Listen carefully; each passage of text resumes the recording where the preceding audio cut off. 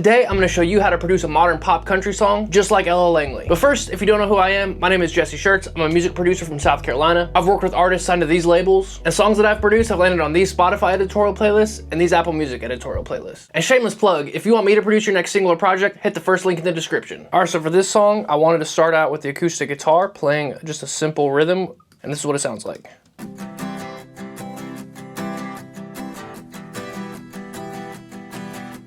So I double tracked the acoustic guitar, played the exact same thing, panned one to the right and one to the left. And I used that as the foundation for the entire song. And once I had the foundation of the acoustic guitars built out, I went ahead and actually added the drums. And there's different sections throughout the song. The main chorus section is just a full-on groove with the ride cymbal, which sounds like this.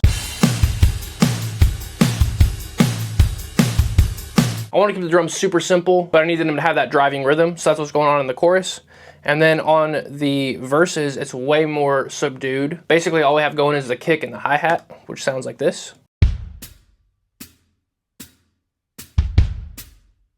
And I kept it pretty simple on this song. Basically, it's just the drum kit. I do have this tambourine loop going on in the chorus,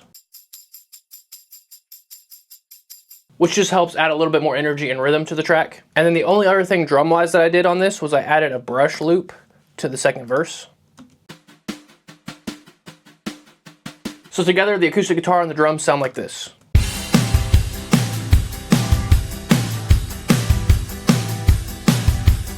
And after that, I wanted to add a few more acoustic elements. And I do this in a lot of songs where I have a resonator guitar part and a banjo part, and I pan one left and right. So I did the exact same thing here. And the resonator and banjo parts together sound like this.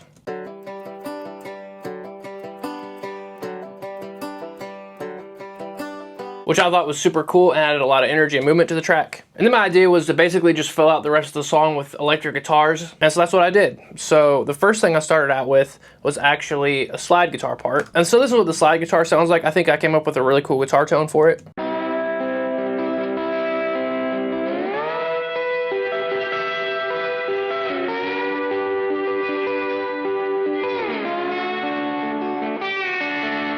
That's the main slide guitar idea that I have going on in the choruses, where I'm basically just following the chord progression. And I panned that guitar to the left, and so what I always try and do in my tracks is if I have something panned to the left, I always want a different part panned to the right, just to fill out the stereo image and give balance to the track. But having two different things on the left and right, I think is really cool. It just makes the track super interesting. So for the right side, I added this electric guitar, which is doing more of kind of a spaghetti western riff kind of idea.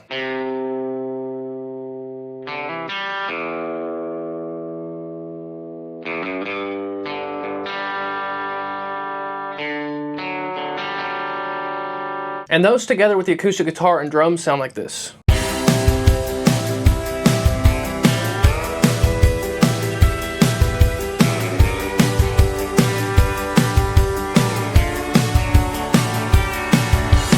And that right there already sounds super full and energetic. You have interesting stuff going on both sides with the different electric guitar parts, but I still felt like there was something missing from the chorus. So I added some super simple chugging power chords, which sound like this.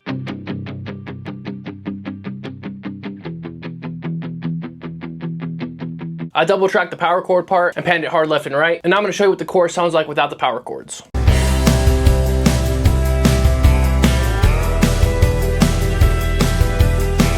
Which feels great without the power chords, but when you add the power chords in, it just adds to the rhythm of the track and just fills it out a lot more.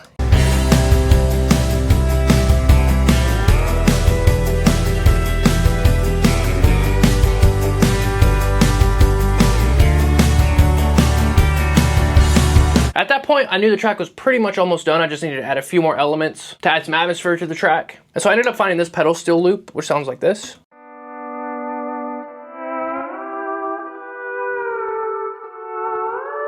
Which I thought felt really good, has a lot of emotion to it. So this is what the chorus sounds like without the pedal steel.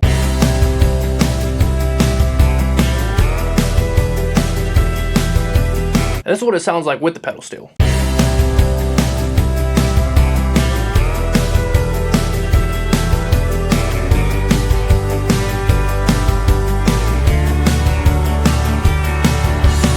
And in my opinion, it totally changes the feel and vibe. It gives the chorus almost like a longing feeling, which I think is super dope. And then the only thing this track needed to be finished was the bass guitar. And I just kept it super simple. Here's what it sounds like with the drums.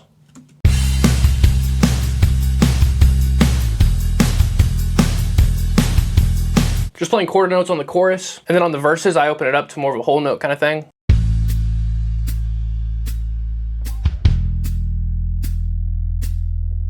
And that last part's something I kind of want to talk about. So the last bar of the verse, I'm having everything kind of build up into the chorus. So listen to this transition.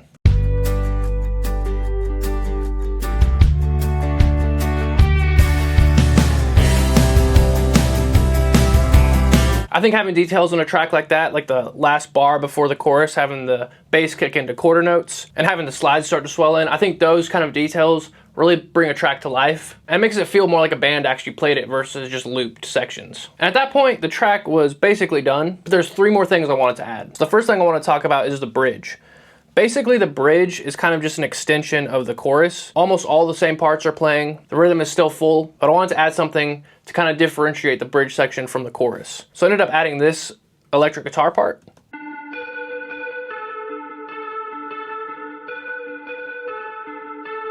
I double tracked it, panned it left and right, and it's totally different than anything else that's been heard in the track before, which I think is really cool. I'm gonna go ahead and play it in context so you can hear what that sounds like.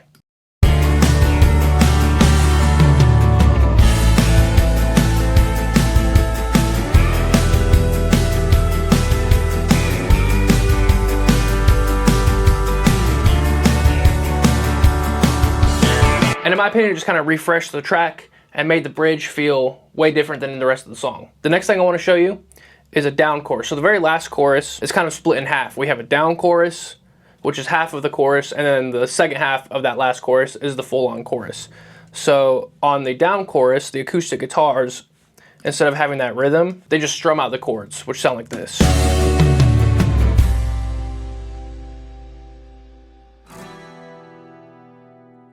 Which I thought was cool on its own, but I thought that part needed just something a little extra to fill it out and make it slightly different than the rest of the song. So what I ended up doing was I added this B3 organ.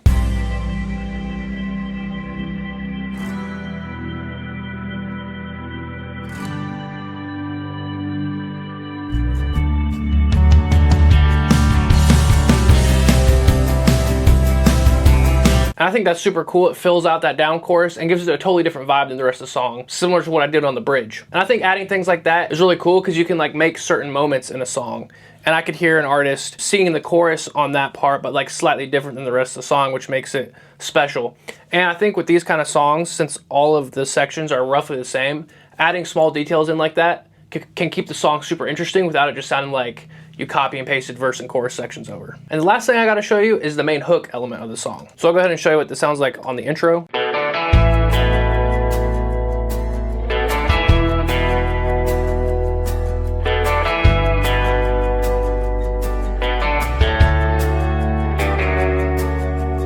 I have a variation of that playing 4 times throughout the song. And so I have 3 different layers playing that. First, there's a high guitar part, which sounds like this.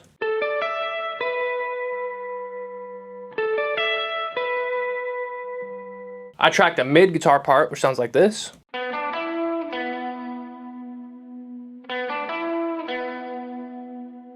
And a low guitar part.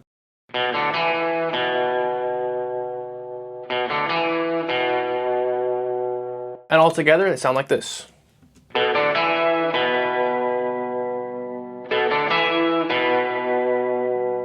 And that is all the parts of this track. There's a few more details I want to show you. So here in Ableton, I have all my instruments grouped into this instrument bus. And as you can see, I have a few synths going. The main synth I want to show you is this one called Sound City. And it's the Sound City Reverb plugin by Universal Audio. And basically what this is doing is it's emulating a mic'd up room. But I'm going to go ahead and just show you what it sounds like with that synth turned off and then turned back on. So we're going to go here to the chorus.